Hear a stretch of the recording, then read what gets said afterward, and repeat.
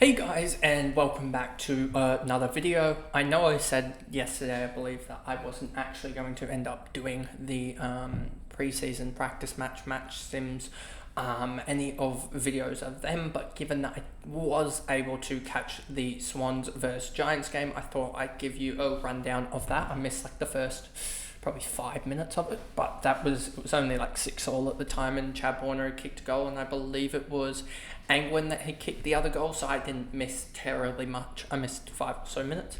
So I'm just going to give you a rundown on them. Obviously, we don't have the greatest stats for the game. And one thing that I did realise in the actual stats for the North Melbourne Collingwood game is, even though AFL Central did an amazing job keeping up with the stats, I found that one of his stats, one of the cell blocks had a slight little flaw in it, which just happened to be Stevenson happened to be one of the goal scorers, so all of the first quarter scoring are up by 6, rather than being right for North Melbourne itself, and that does fix in the second quarter. So that document that he has and all the stats that you see for North are inflated by, I believe, 6 points. So just take that into account, as well as the fact that it was a match simulation. So there were some things like Jerry being on Steen and Oscar Steen and smacking him up. I believe that was the case of the reason why Sherry did so well. But yeah, just remember that those stats are slightly inflated. But we'll get to the Swans game, and I don't think I'll be doing any other match sim sort of details or run-throughs, etc. for fantasy, because I won't have watched them, etc., so I won't really know how to comment on them. But anyway, before we get into this video, remember to like and subscribe, turn the notification bell on so you know when I upload, and let's get into the video. So if we actually just look at, the squads and going through the players, obviously won't have these stats as of yet. They may come through, and we'll have sort of like half-time stats, quarter-time stats, etc.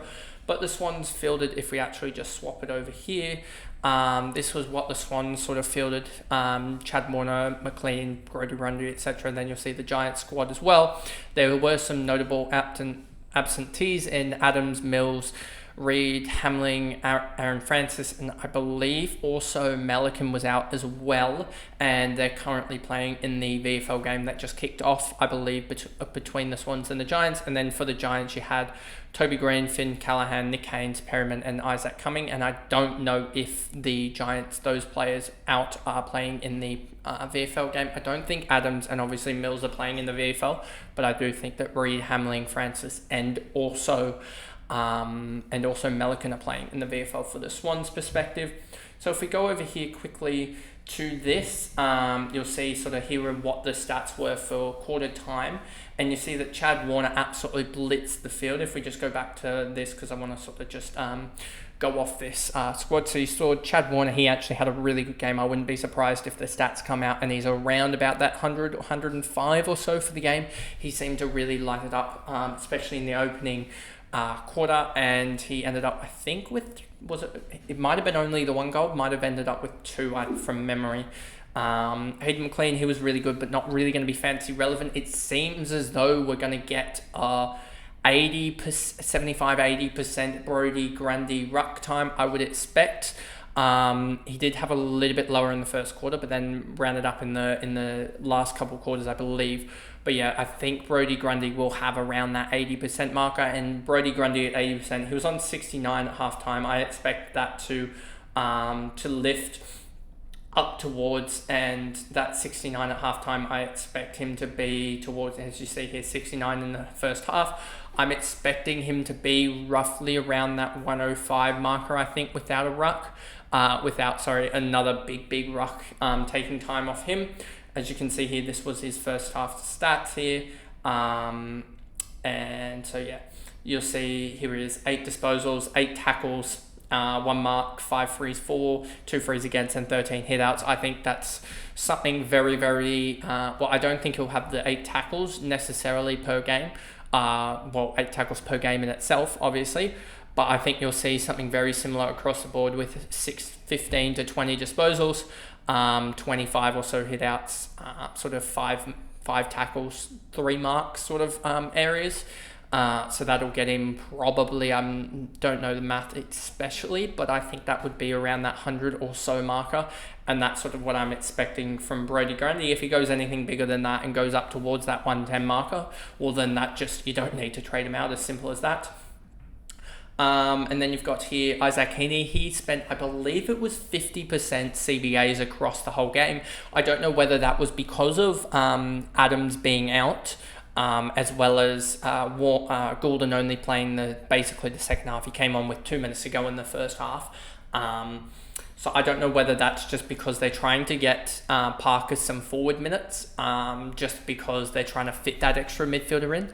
So that could be the case, and that's why Heaney had that extra time to almost simulate what Adams would do.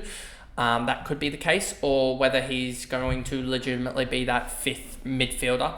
But we'll wait and see on that one. Logan McDonald kicked 4, was it, in the end? He was really good, but not really fantasy relevant. Harry Cunningham did his usual lockdown role. I expect him to be best 22. Those teams that don't have him best 22 are just...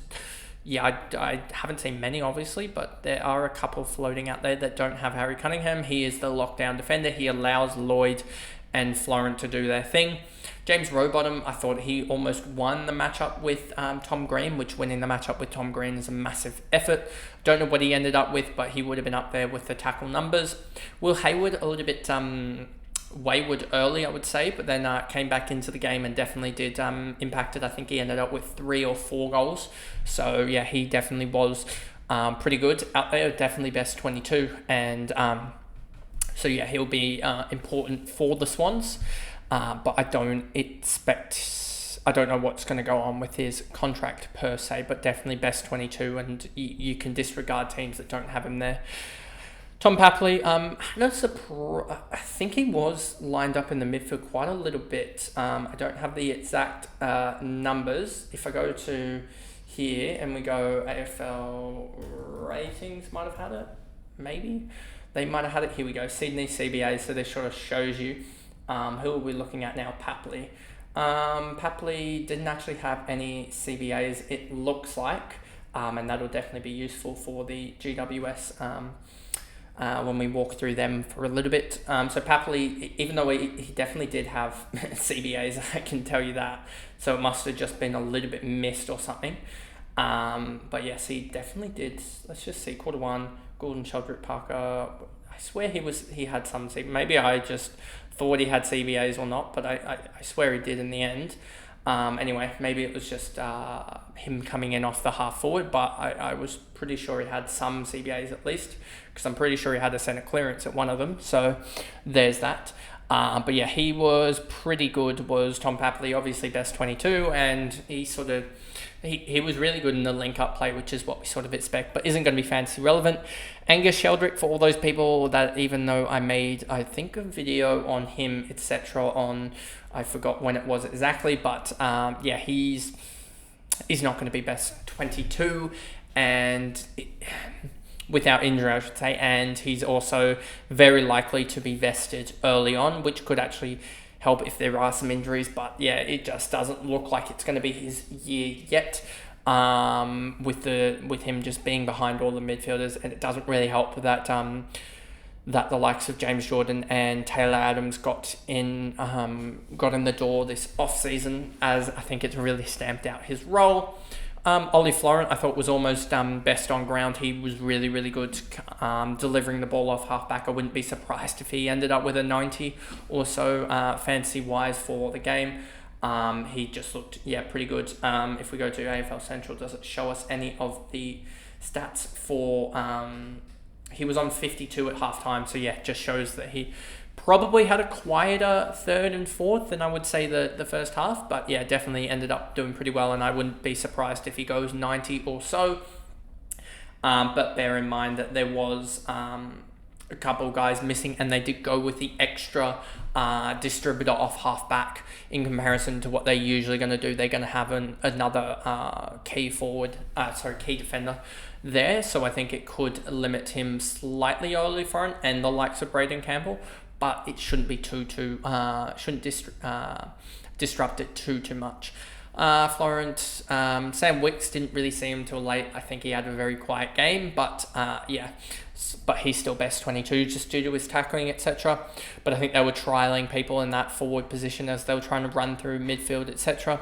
Campbell, pretty much almost best on ground with Ollie Florent. Ended up with 52 at halftime and then probably ended up with around 90 or so again, similar to Ollie Florent. We'll wait on full-time numbers for that.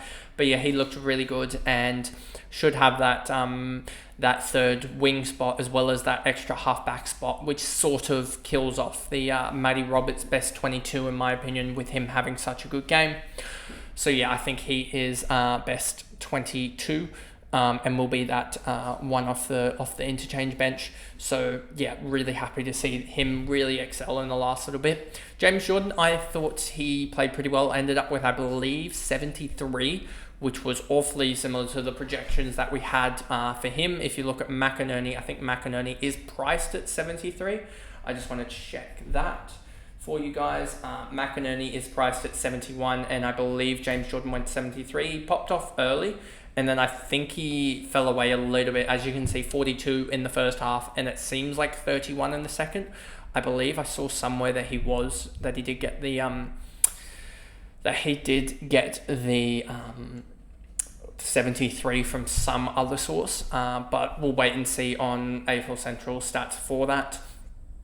Then we move on. Peter Ladhams, I don't think he actually played out there, to be honest with you. I didn't see him, and he's not best 22, and he's not going to be vested. You're not going to put a ruckman in a vest, so yeah, he's just going to be VFL.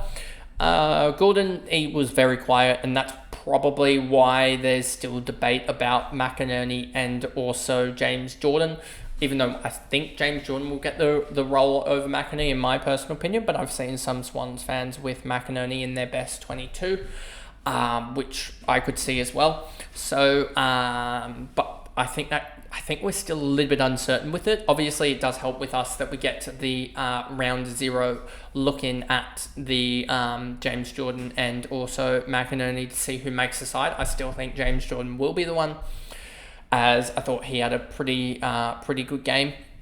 But yeah, Gordon was just quiet. He had like 2 minutes before halftime and then played out the second. Was a little bit sloppy, but it's Gordon. He's going to start. He's going to go 110, I reckon. So yeah, it's just sort of, he just did what almost a senior player does and sort of just lays back a little bit in the preseason. Nick Blakey was really, really good again. Almost what would almost be a goal of the year nomination if it was regular season. Had about 4 touches in that span of about 20 seconds and kicked the goal. But really good. It especially shows that he can go a little bit on the weaker key forwards. I think it was on Cadman. Cadman did kick 4 goals on the day, but I think they were more on the when the Swans introduced Will Edwards in the second half. I think Cadman started to dominate there from memory as Nick Blakey went on to a smaller smaller sort of that medium tall. He would be on the likes of like a Will Hayward type of player. So I don't think it's too bad for the Swans, and I think that's sort of how the way that they're going to work. They're going to work with the 3 key backs, Nick Blakey and the 3 smaller guys, 2 of them being distributors, it looks like, and then Braden Campbell being the spare one who also does wing rotations to allow Gordon and James Jordan into the centre.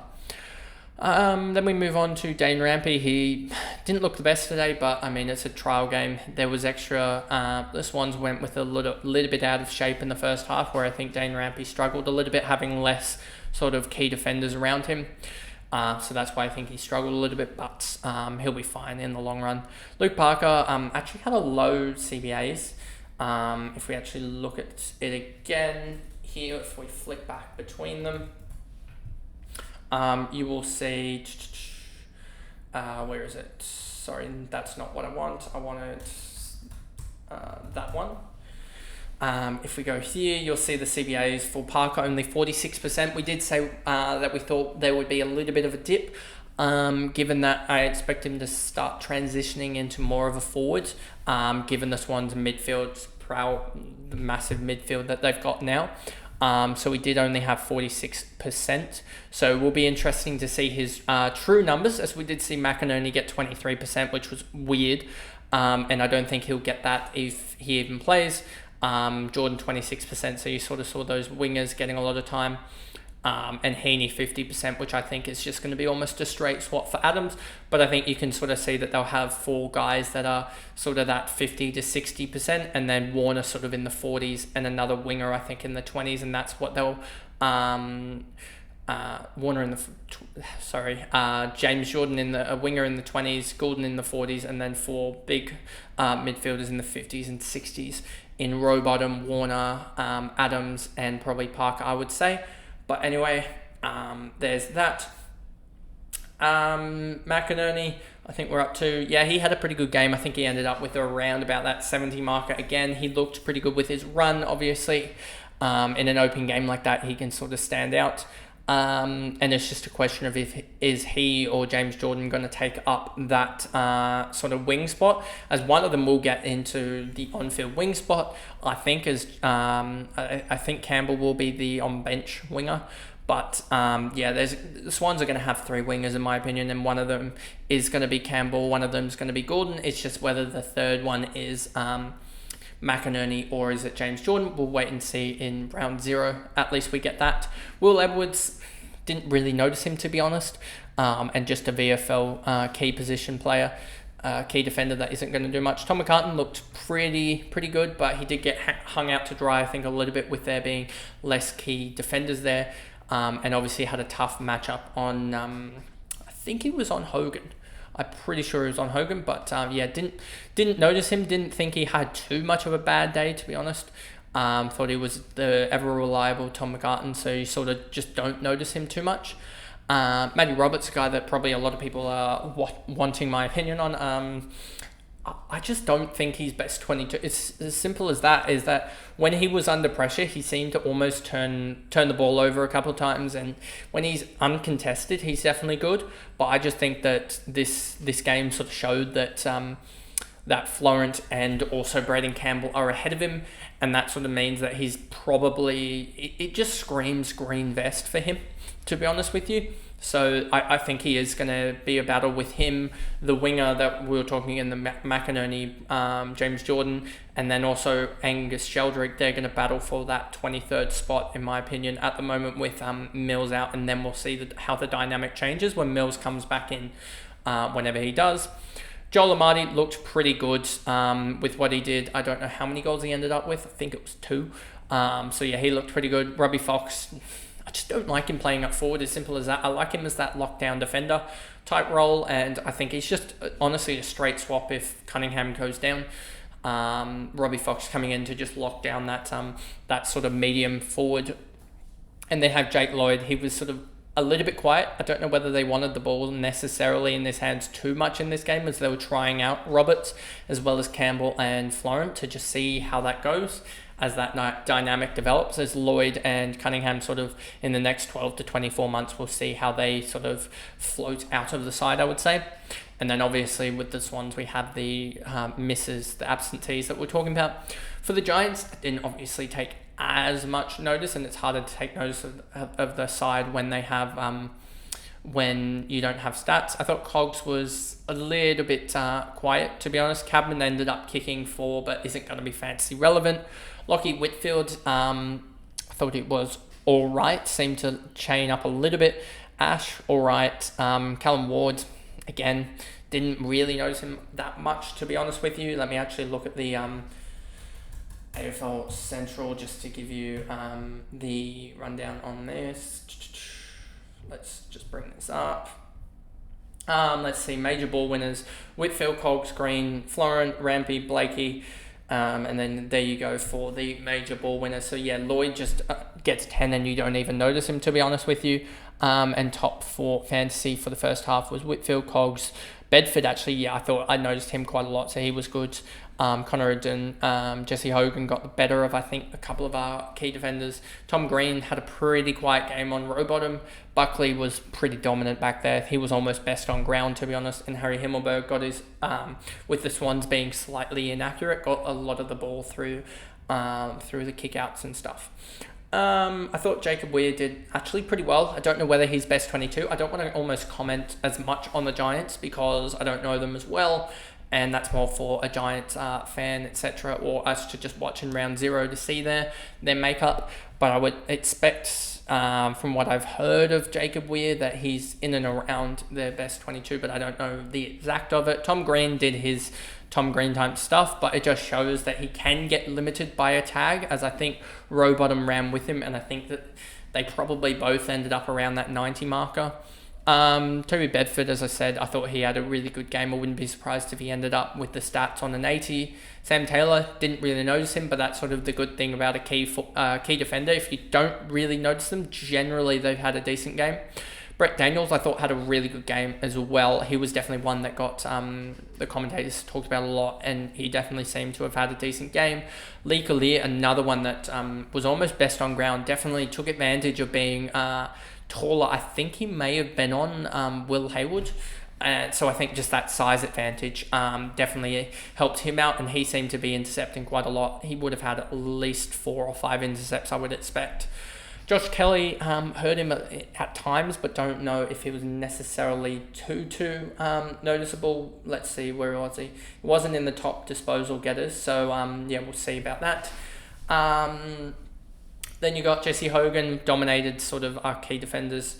Lockie Keefe, I think he came on later in the game, so like Goulden did, like Sheldrick did, like Edwards did, they sort of kept a couple guys back a little bit, so I think Keefe was one of those guys.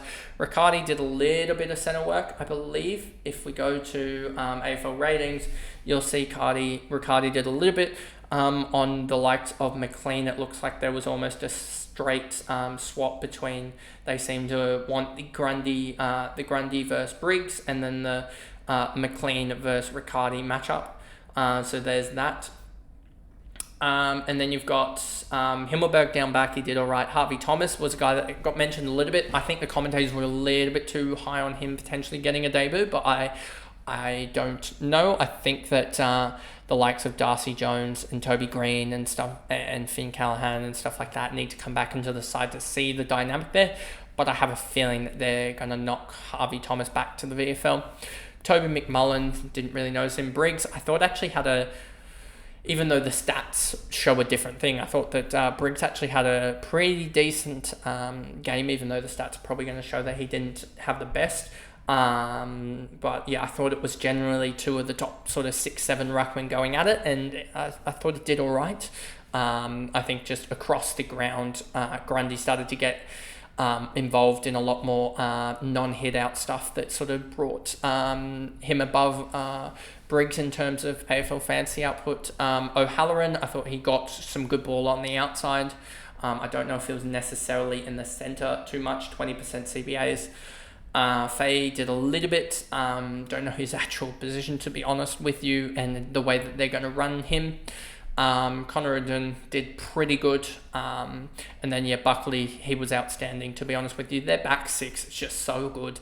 Even though they did concede 112, it was their back 6 held up really, really well.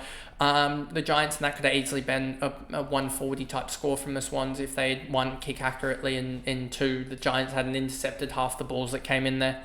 But yeah, obviously, they had some notable absentees, which brought the margin, I think, a little bit out. And Toby Green, he would have kicked 3 or 4, to be honest, on the Swans. Finn Callahan, Nick Haynes, Perriman, and Isaac Cummin.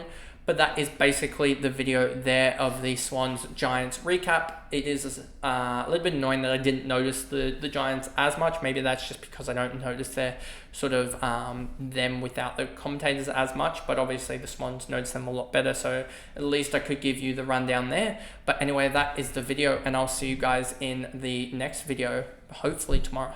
Anyway, bye guys.